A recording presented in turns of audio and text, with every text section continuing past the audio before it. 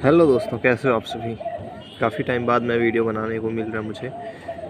Actually बहुत time से मैं सोच रहा था वीडियो बनाने के लिए, बस टाइम नहीं मिल पा रहा था। उधर हेल्थ का थोड़ा इशू था, उसके बाद इधर थोड़ा मेंटली डिस्टर्ब था, तो टाइम नहीं मिल पा रहा था।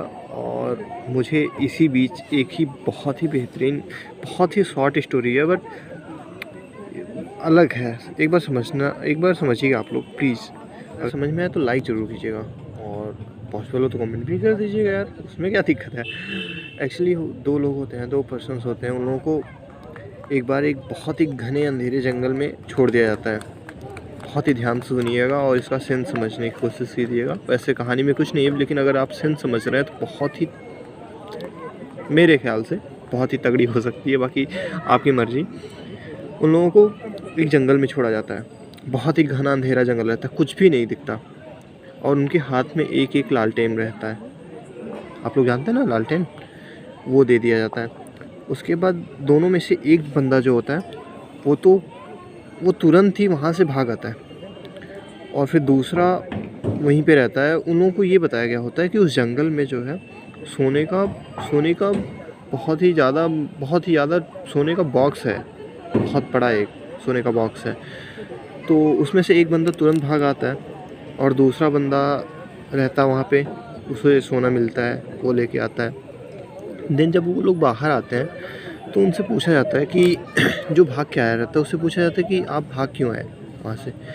वो कहा कि मैं जहाँ था वहाँ से कुछ दिखाई नहीं दे रहा था आगे, मुझे सोना दिखाई नहीं दिया, कुछ इतना अंधेरा था, कुछ भी नहीं दिख रहा था मुझे।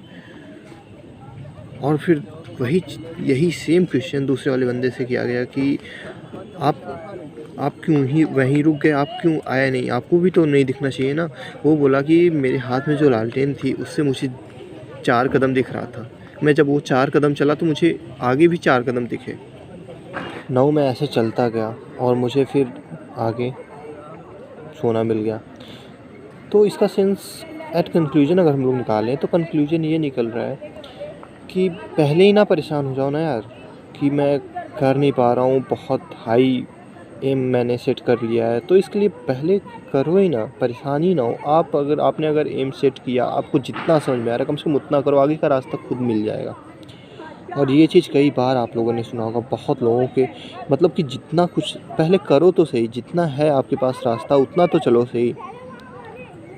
आप सिलेबस उठा के लिखो तो सही। अगर कोई एग्ज़ाम है आपका, कोई एग्ज़ाम आपने टारगेट किया है, फिर कुछ भी किया, मान लीजिए एटलीस्ट आपने कोई बिज़नेस सोचा है, तो उसके लिए बिज़नेस पहले स्टार्ट तो करो, दुकान ओपन तो करो, बिज़नेस ओपन तो करो।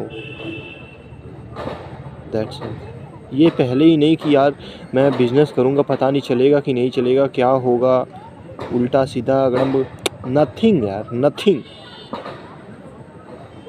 कोई भी टारगेट है, चाहे बिजनेस हो, चाहे पढ़ाई हो, चाहे एनीथिंग, कुछ भी हो, लाइफ का कोई भी मोड़ हो, अगर आप किसी भी प्रॉब्लम में, किसी भी डाउट में है कि ये चीज़ करें ना करें, क्या होगा इसका, नथिंग, पहले करो। तो अगर आपने डिसाइड किया करने का, तो उसमें स्टार्टिंग तो पहला कदम तो बढ़ाओ यार, पहला कदम तो बढ़ाओ। अगर वो बंदा 4 कदम वो चला नहीं होता तो आगे उसको दिखता नहीं, बस जितना दूर खड़ा था आसपास, उतना ही 4 कदम ही उसको दिखता उस लालटेन के उजाले से।